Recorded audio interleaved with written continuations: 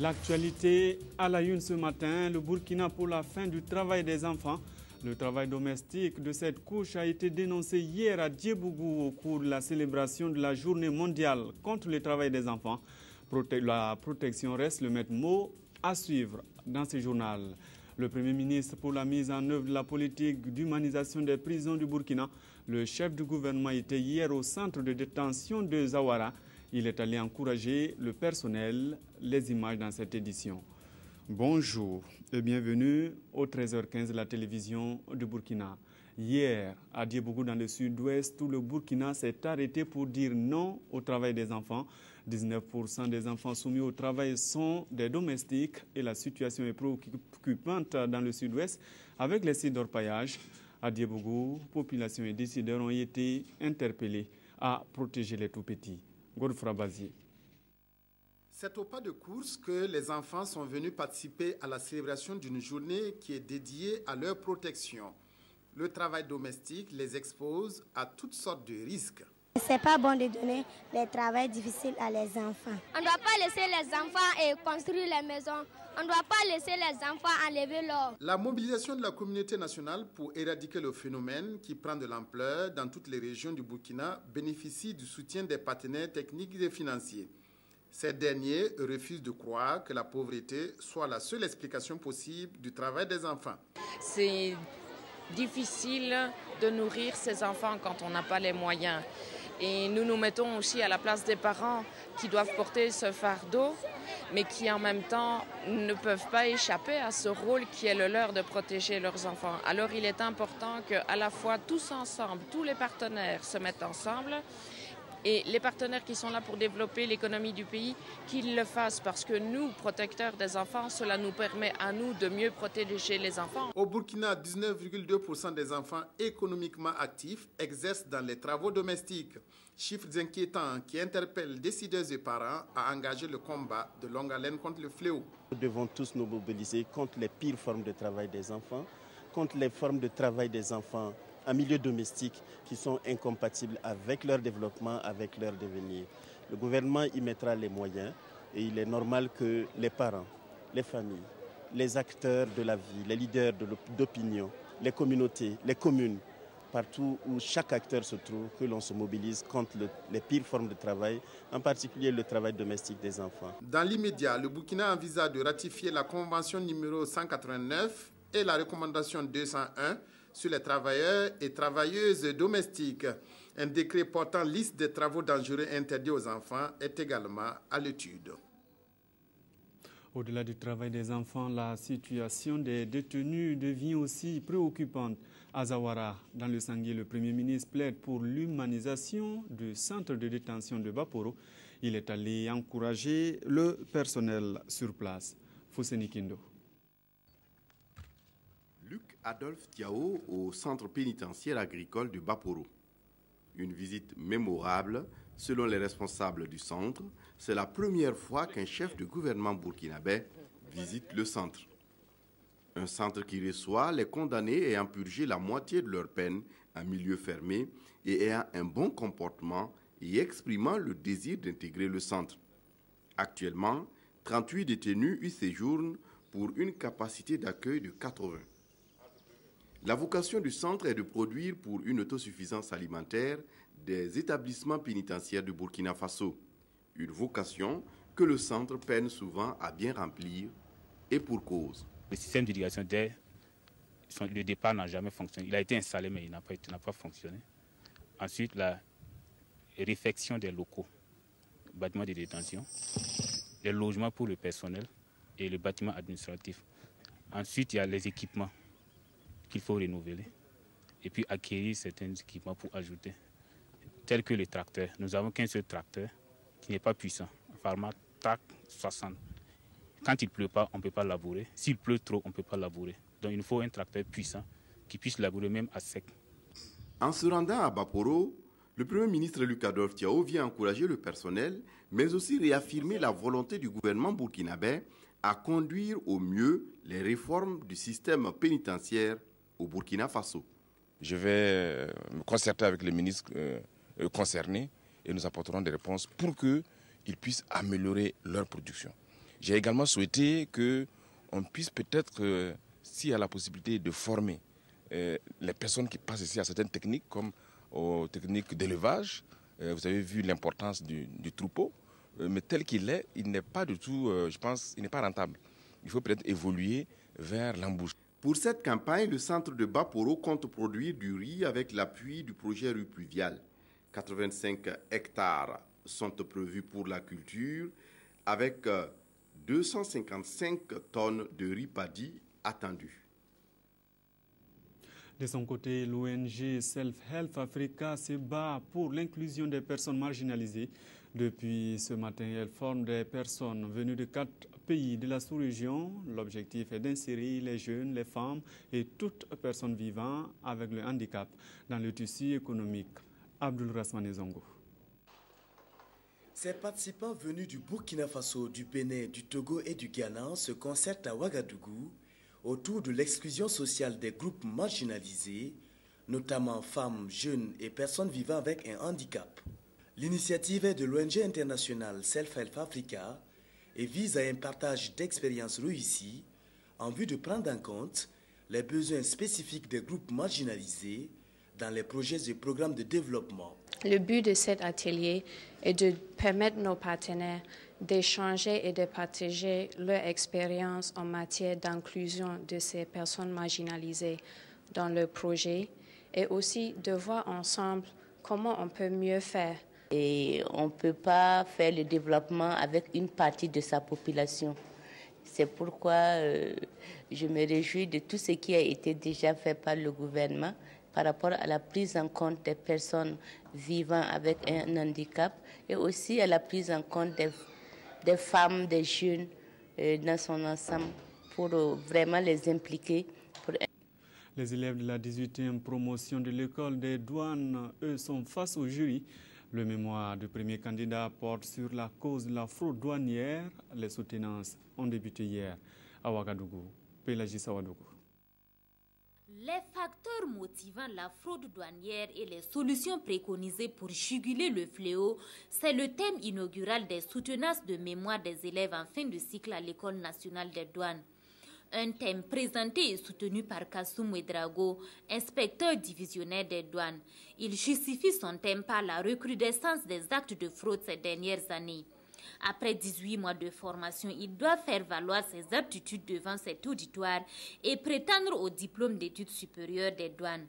Il y a quand même une petite différence par rapport aux années passées parce que ce sont des thèmes qui tiennent quand même compte de l'actualité. Les questions concernant les activités minières, les questions concernant la modernisation de l'administration douanière. Voilà un peu, j'allais dire, la différence qu'il y a cette année par rapport aux autres années. La principale, c'est surtout le fait que nous avons 31 élèves inspecteurs des douanes. L'an passé, nous en avions seulement 17. L'année prochaine, nous en aurons seulement 15. Après lui, ce sont 30 autres candidats qui vont passer devant le jury pour défendre leurs idées. Pendant 72 heures, ils vont s'appesantir sur des thèmes variés, des sujets relatifs à la sécurisation des recettes douanières, la criminalité transfrontalière, la protection des espèces animales pour une douane verte et bien d'autres. La particularité de la formation de cette année est le nombre élevé de candidats parmi lesquels on note 15 Burkinabés, 6 Gabonais, 5 Togolais, 3 Centrafricains et 2 Tchadiens. La fraude et la corruption, c'est aussi la préoccupation de l'autorité supérieure de contrôle de l'État. Elle vient d'engager une campagne de sensibilisation sur les effets de la corruption, sur le développement, mais aussi sur la paix sociale. Drissa Siri. Les secteurs de l'industrie, du commerce et de l'artisanat recouvrent des domaines d'activité où les transactions sont souvent très importantes. À travers ces secteurs, on peut aisément mesurer l'ampleur de la corruption et son impact sur l'économie.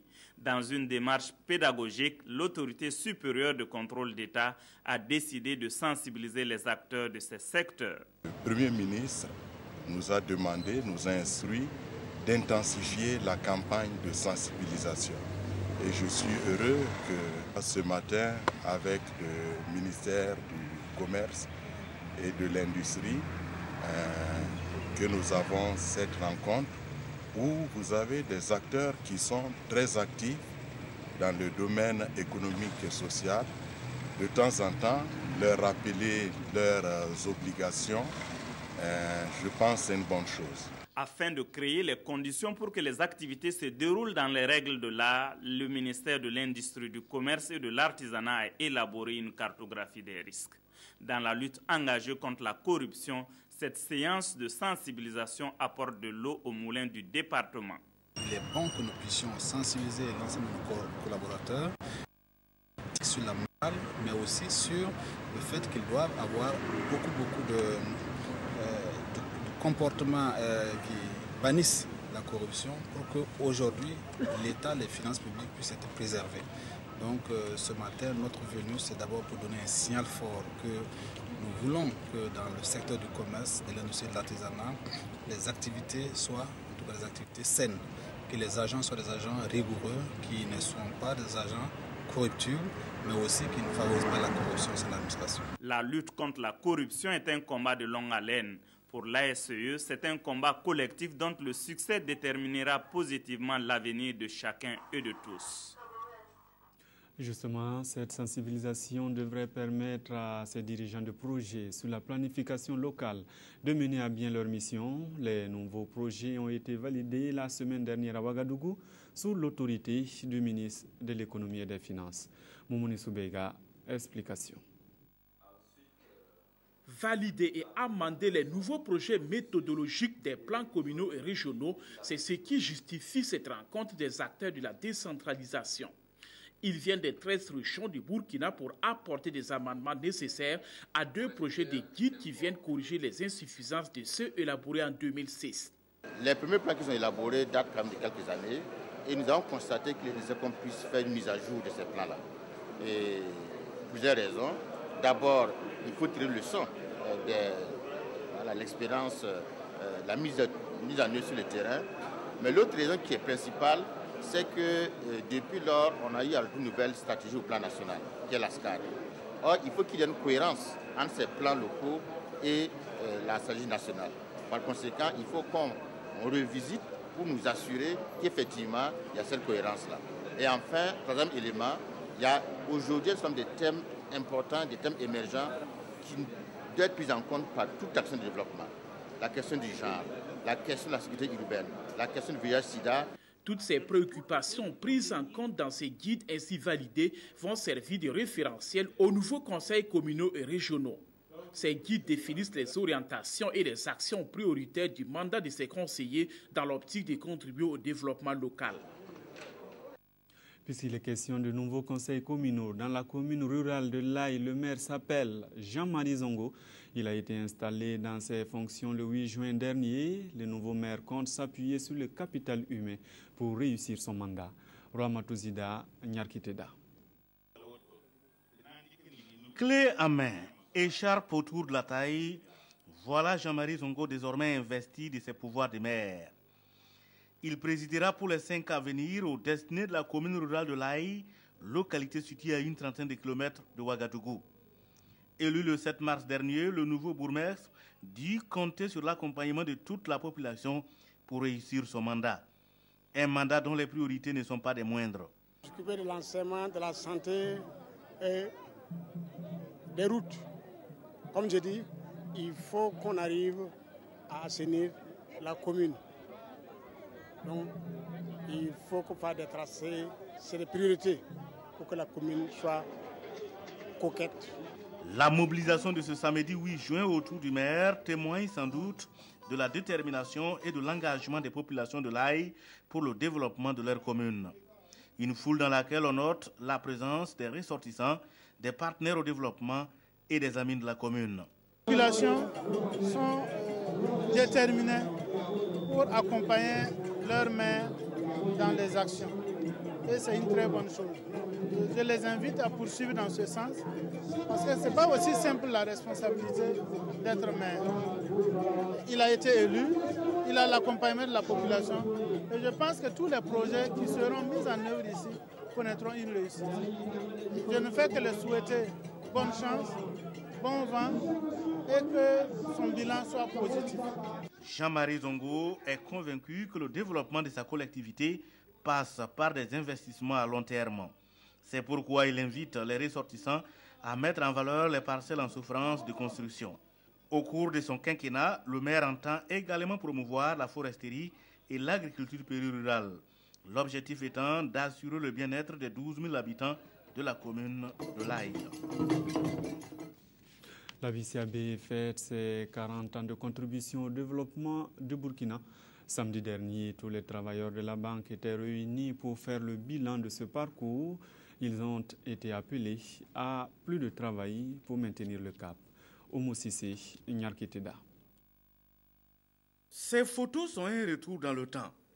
Un temps où la plupart de ces hommes et femmes ne faisaient pas encore partie de l'équipe de la Banque internationale pour le commerce, l'industrie et l'agriculture du Burkina Faso BCAB.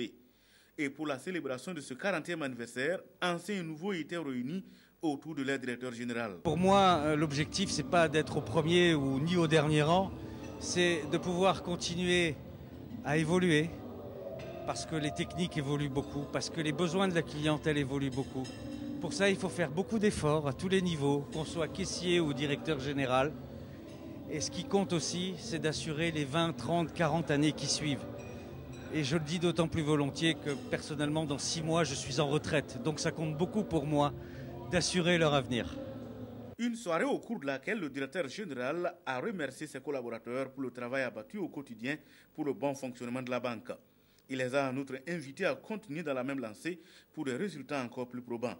Cette soirée a été mise à profit pour remettre les prix aux équipes vainqueurs du tournoi organisé à l'occasion du 40e anniversaire de la BCAB.